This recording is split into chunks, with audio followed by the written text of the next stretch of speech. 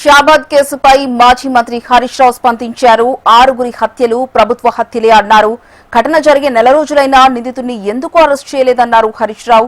నిందితుడికి bail వచ్చేలా పోలీసులు సహకరించారని ఆరోపించారు. పోలీసు ఉన్నతాధికారులు ఎందుకు కేసుపై రివ్యూ చేయలేదని ప్రశ్నించారు. ఎస్ఐను సస్పెండ్ చేసి చేతులు దులుపుకున్నారని విమర్శించారు హరీష్ రావు.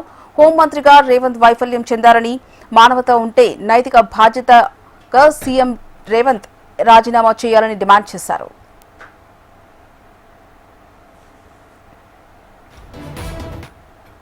నిందితుడు హత్య చేస్తే ఇప్పటి వరకు పోలీసులు వారిని పట్టుకోలేకపోయారు. ఆనాడు అత్యాచారం చేసిన తర్వాత కూడా పోలీసులు పట్టుకోకుండా నిందితుడికి సహకారం అందించి నెల రోజుల పాటు అరెస్ట్ చేయకుండా అతను యాంటిసిపేటరీ బెయిల్ తేవడానికి ప్రభుత్వము పోలీసులే సహకరించారు. ఇప్పుడు 10వ తేదీ రాత్రి 6గురిని హత్య చేస్తే ఇంతవరకు ఆ నిందితుడిని పట్టుకోలేదు. పరామర్శ కోసం వెళ్లిన బీఆర్ఎస్ పార్టీ డిప్యూటీ లీడర్, మాజీ హోంమంత్రి సబితా ఇంద్రారెడ్డి గారిని మాత్రం చేసి చేసి పట్టుకున్నారు. సబిత గారిని, సత్యవతి గారిని, పద్మ గారిని.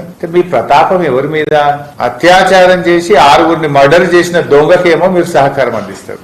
అసలు ఈ ప్రభుత్వం ఏమైతుంది, ఎటువైపోతా ఉంది? ఆయన మాజీ డీజీపీ, ప్రస్తుతం హోంశాఖకు ప్రభుత్వ సలహాదారుడిగా ఉన్న శివధర్ రెడ్డి గారేమో ఏ బుక్ లేదు, మాకు కాకి బుక్కే ఉంది అంటాడు. మరి ఏమైంది మీ కాకి బుక్?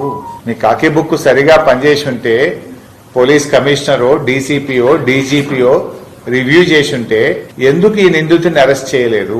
ఫోక్సో కేసు నిందితుడికి 7 సంవత్సరాల లోపు సెక్షన్లు ఎలా పెడతారు అని రివ్యూ చేసే బాధ్యత డీసీపీకో, పోలీస్ కమిషనర్కో లేదా డీజీపీకో లేదా? ఇప్పుడు ఒక ఎస్ఐని సస్పెండ్ చేసి చేతులు దులుపుకుంటారా?